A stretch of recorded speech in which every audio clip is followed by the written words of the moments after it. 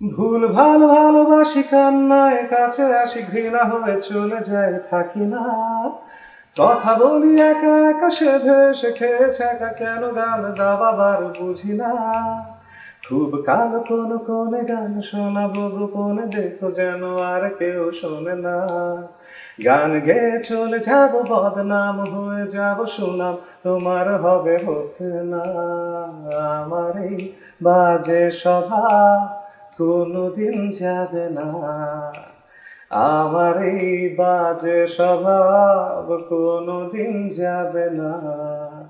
এই গানটাও কিন্তু আমার শ্রোতাদেরকে নিয়ে লেখা।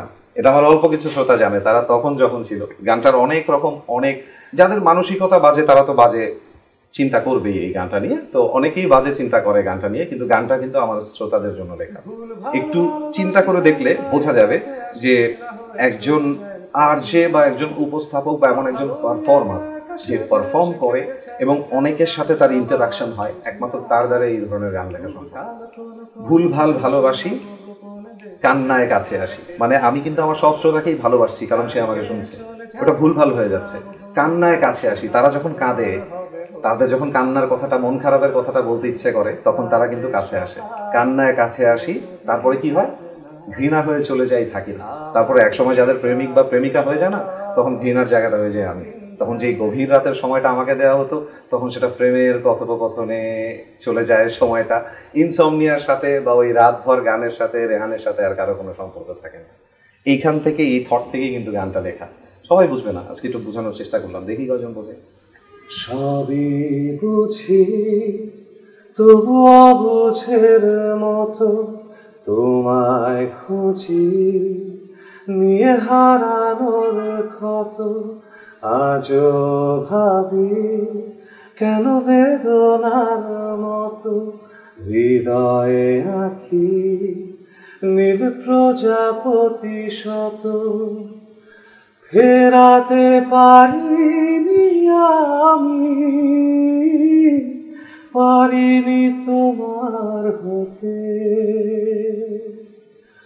তুমি তো গিয়েছ চলে দ্রুত লয়ে আলোর পথে। ওই নাভেদ পারভেজ ভাই আমাকে কল করলেন, মাহমুদ মঞ্জুর ভাইয়ের লিরিক ছিল ফেরাতে পারিনি। তো গানটা যখন আমি পাইলাম, ডেমোটা কে গেছে আমি জানি না, তো আমি প্রথমে নাভেদ ভাইকে কল করে বলেছিলাম যে ভাইজান, ডেমোটা যে গাইছে উনি তো অনেক সুন্দর করে গাইছে, ওনাকে দিয়ে কেন গানটা গাওয়াচ্ছেন না, উনি তো ভালো গায়।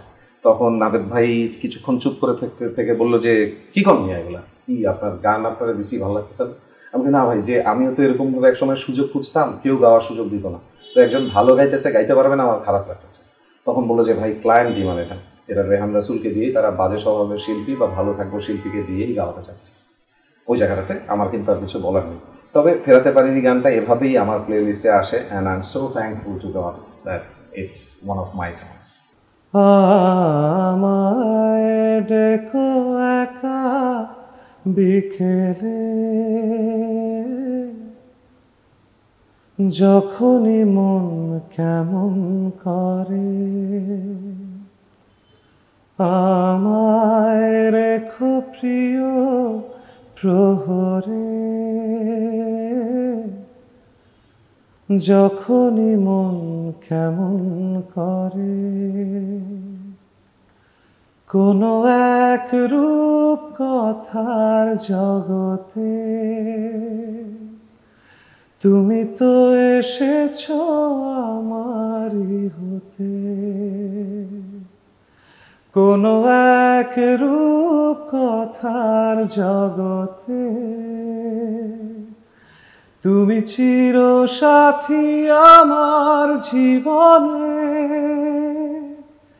এই পথে।